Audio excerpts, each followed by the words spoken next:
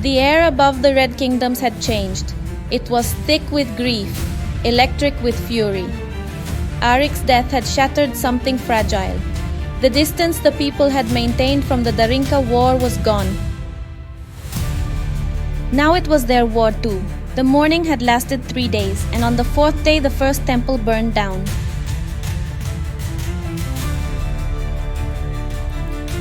In every city, in every village, Momo's followers were dragged into the streets.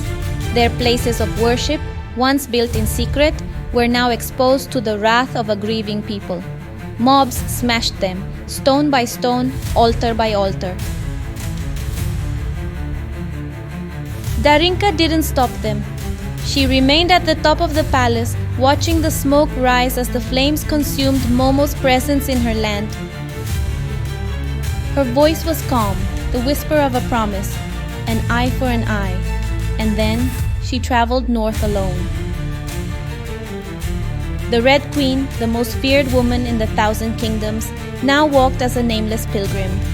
Her crimson robes were gone, replaced by tattered grey wool. Her long dark hair was hidden beneath a hood, her golden eyes dull beneath a layer of dust. No one even looked at her twice. Her power was weak here. She could feel the weight of Momo's presence pressing down on her like thick roots intertwining in the very air she breathed. But she didn't need power, she had patience. When Darinka touched someone, they changed. They didn't know why. A beggar who took a coin from her hands suddenly found himself questioning his goddess. A merchant who brushed against her on a crowded street hesitated before making his usual offering at Momo's altar. It spread like a silent infection. The people of the north didn't fall by sword or fire. They fell into doubt. And at the center of Momo's domain was Kalira. Justin had always been a warrior, but Kalira was something else entirely. She had been born into dust, into nothingness. And yet, through ingenuity and cruelty, she had clawed her way to power. It wasn't Justin who had become king, it was her. Where Justin wielded dragons, Kalira wielded faith. She didn't need armies, she had believers. She didn't need swords, she had words, sharp as razors. And through her, Momo had whispered to her, "The South is weak. Darinka rules with fear, but fear is not devotion. And without devotion, she will fall." Kalira had spent years planting the seeds of Momo's faith in the Red Kingdoms. She hadn't expected Darinka to uproot them so violently. She hadn't expected her to come here. Kalira sat in the great temple of Momo, beneath its towering silver and blue spires, watching her world crumble. There were whispers among the clergy. Some priests had disappeared. Others had turned up dead, found in their own temples, their hands clasped in prayer but their throats slit. And the people. The people had changed. Their faith, once unshakable, had begun to fracture. Doubt spread like ink through water. Prayers were quieter, offerings less frequent.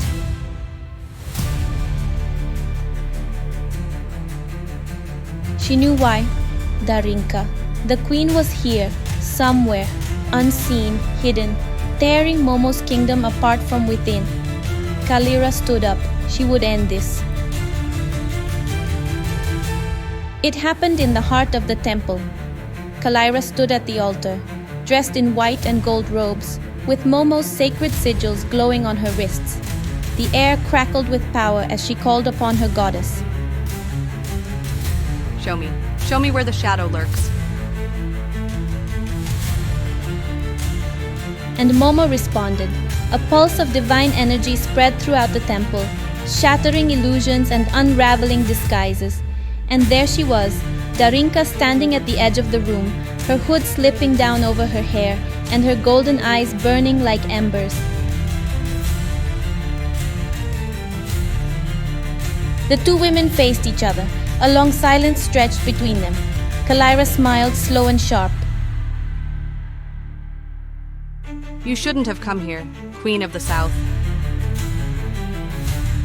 You summoned me, priestess, when you took my brother from me. You burned my temples. You took my people from me. Did you think I wouldn't answer? The ground beneath her feet trembled as divine power collided. Kalira struck first, summoning a spear of pure white flame, launching it through the air. Darinka caught it with her bare hands. The temple gasped. The priests around her fell to their knees, their eyes wide with horror. No one, no mortal, had ever touched Momo's fire. But Darinka wasn't mortal. She crushed it between her fingers and the light shattered. Kalira staggered back, her breath caught.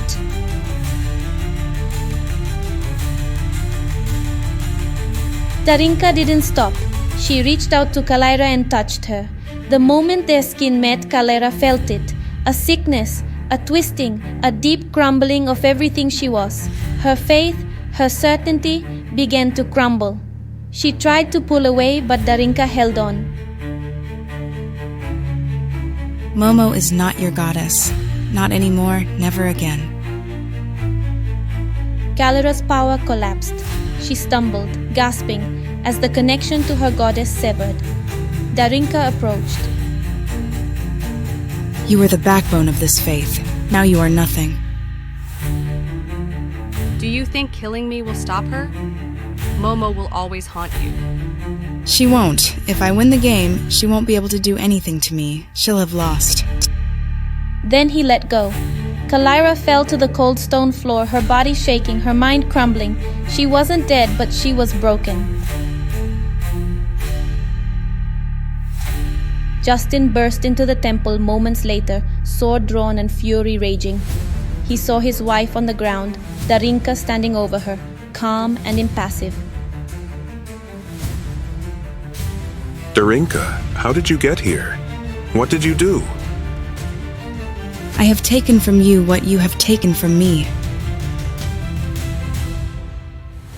Justin gripped his sword, but it didn't move, because he knew this wasn't a wound that could heal. This was ruin. Darinka turned around, walking past him into the night. Behind her, the temple was already beginning to burn, and the faith of the North would never be the same again. The Red Queen had her revenge.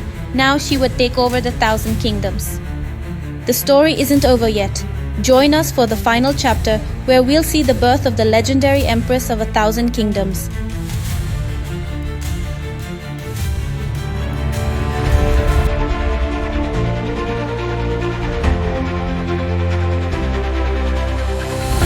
She rose from ashes, cold and grey. Her heart once scattered, lost her way. From broken vows and endless tears, she forged a path to quell her fears. Injustice marred her every stride. With every breath she turned the tide. The chains that bound